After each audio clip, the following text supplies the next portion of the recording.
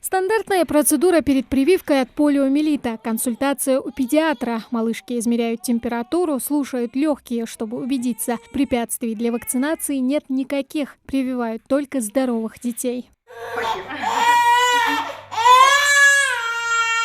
Всего пару секунд ребенок даже не успевает испугаться, как укол уже сделан. Еще около получаса под наблюдением врача, и можно смело отправляться домой.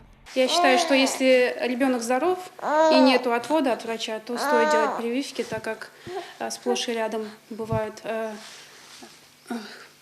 заражения у детей сейчас, как полиомиелит, корь. Поэтому мы считаем, что кто предупрежден, тот вооружен. Поэтому мы сделали и БЦЖ, гепатит, и сегодня сделали третью прививку пентаксим. Мы очень боялись, что будет она температурить. Она у нас с диатезом, но, к счастью, все прошло нормально. Как видите, сейчас она после прививки.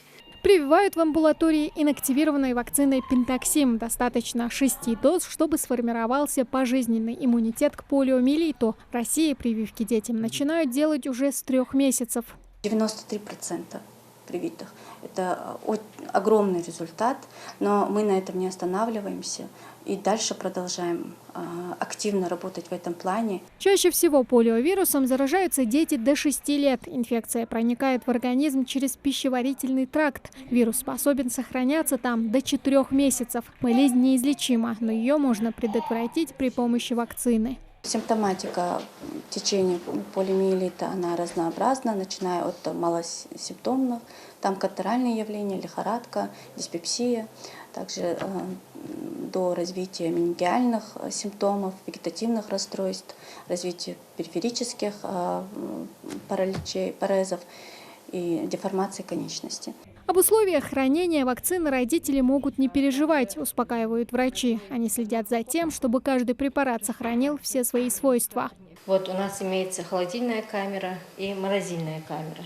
В холодильной камере мы храним вакцину, в морозильной камере у нас хранятся холодоэлементы, которые мы используем при транспортировке вакцины, обкладываем вакцину. Здесь у нас имеется вся вакцина, которая необходима.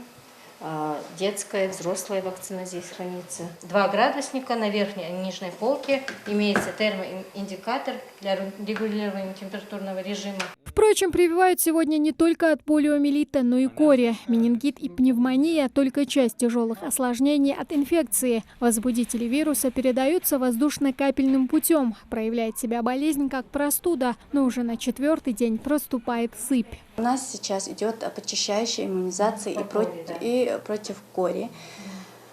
У нас есть хорошая вакцина. Прививаем мы одномоментно, одним уколом против кори, краснухи и паротита.